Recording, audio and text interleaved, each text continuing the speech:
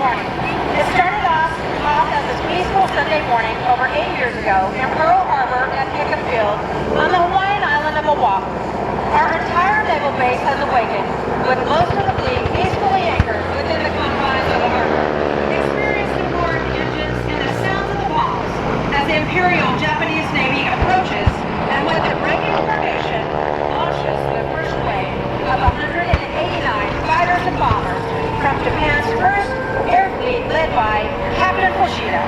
The unprovoked surprise attack was so complete that the coded success signal, Tora, Tora, Tora, was sent back to the carrier task force before the first bomb fell. A single remote radar station had spotted the incoming raiders, but mistook them for a flight of B-17s due in from the mainland. The B-17s arrived, and like America herself, find themselves in a war that had not yet been declared. The attack was from the Japanese aircraft carriers Miyagi, Akaga, Hiru, Soru, and the two new carriers, the Shokuku and the Suikuku. The plan was simple: destroy the Pacific Fleet. The raid lasted for a little over 2 horrific and gruesome hours.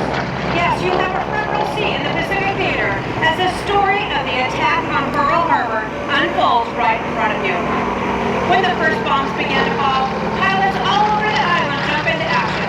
At Wheeler Field, Lieutenant Philip Rasmussen woke to the sound of bombs, jumping out of bed, strapping on a .45 caliber pistol over his purple pajamas, and ran to a working Curtiss P-36 Hawk.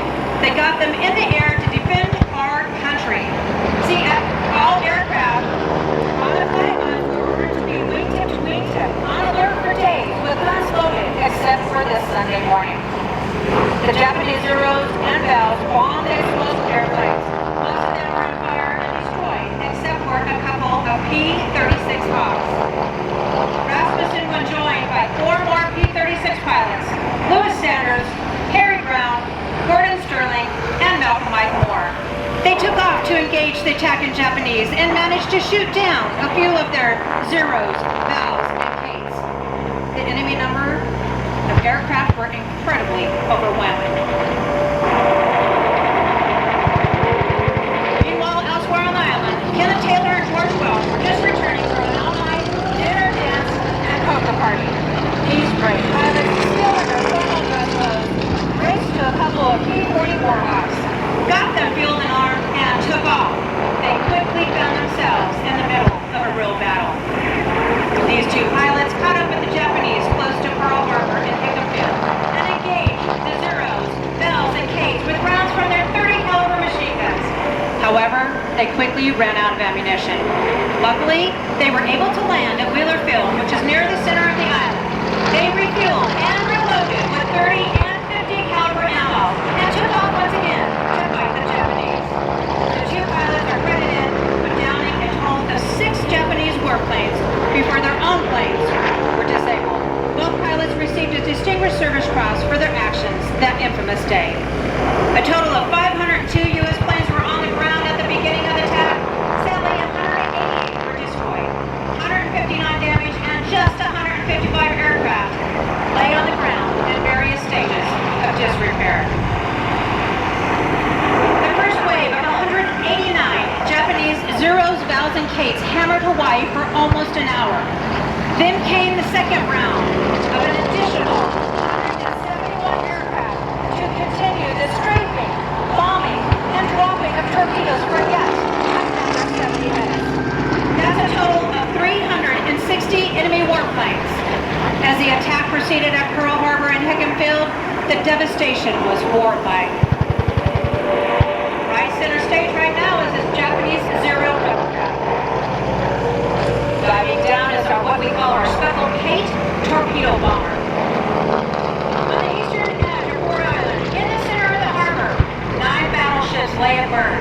The California, Oklahoma, West Virginia, Tennessee, Maryland, Nevada, Pennsylvania, Utah, and Arizona.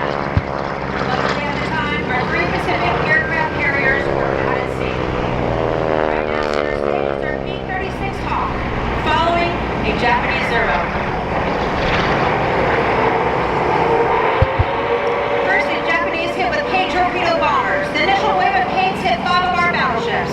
Oklahoma, California, Nevada, West Virginia, and the Utah.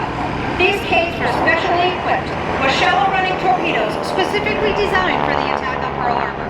You see, the shallow waters at Pearl Harbor would not allow the use of normal deep-running torpedoes, which leaves no question that this was a well-thought-out plan and not a surprise attack. They came to dive bombers armed with 1,700 pounds of armor-busting projectiles, originally made for 16-inch battleship guns, but were converted to aerial bombs. These planes dived down onto the Nevada and the Arizona. Anti-aircraft fire veered the bows away from the Nevada on their first wave. But unfortunately, the Arizona was not that lucky. A bomb stabbed the Arizona through her forward magazine and exploded, torching off more than 1 million pounds of gunpowder. Sailors on the Nevada watched in horror as the Arizona jumped 20 feet in the air and broke in two. Forever entrapping 1,178 American servicemen in a rescue. The ship sank in less than 3 minutes. And still today, she remains at the bottom of the harbor in a watery grave, crying black tears as a reminder to all of those who lost their lives. Never a mistake. At Marine Corps Air Station Ewok, Private First Class Melvin Thompson was on guard duty when 9 Zeros attacked the base. He stepped out of his guard shack, he drew his .45 caliber pistol and began firing on the enemy planes. The Japanese pilot Yoshio Shiga saw Thompson firing back at him. Years later, Shiga remembered Thompson's tenacity and fighting spirit, describing the lone Marine as the bravest American I've ever seen. All over the island, soldiers were bringing their weapons to bear and fight anything they could get working. Their .45 caliber pistols or Springfield rifles, and in some cases, our soldiers were able to get 30 and 50 caliber belt-fed machine guns into action, bringing down numerous marauding Japanese Zeros, Vals, and Capes. Tora! Tora! Tora! Meanwhile, at Bellsfield, on the northeastern coast of the island, more U.S. Army pilots were racing to their P-40s. Unfortunately, Japanese Zeros appeared at the same time and started strafing runs. One P-40 pilot was killed as he stepped into his cockpit. 2 other P-40s were shot down just as they got off the ground. The flight of 12 B-17s coming from the mainland finally arrived and are immediately attacked by the Zeros. Unfortunately, in all the confusion, the B-17s were shot at by friend and foe.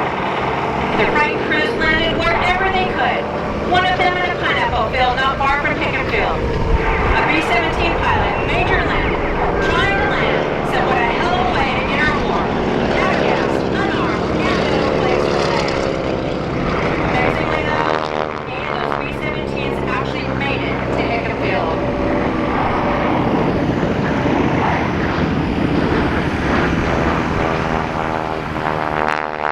Imagine you were there that day. At the conclusion of the surprise Japanese attack on Pearl Harbor, more than half of America's entire naval fleet had been destroyed or damaged. Nearly 2,400 Americans were killed, over 1,200 wounded, and at the time 960 people were missing. 188 aircraft were destroyed, 159 were damaged. Just 155 of our aircraft were left on the ground. 2 battleships were destroyed, 3 light cruisers, 3 destroyers, and a total of 6 battleships were damaged. Our greatest naval base lay in ruins, along with our complacency. The following day, December 8, 1941, President Franklin Delano Roosevelt announced our entry into World War II with these words to Congress, the citizens of the United States, and the world. December 7th, 1941, a date which will live in infamy.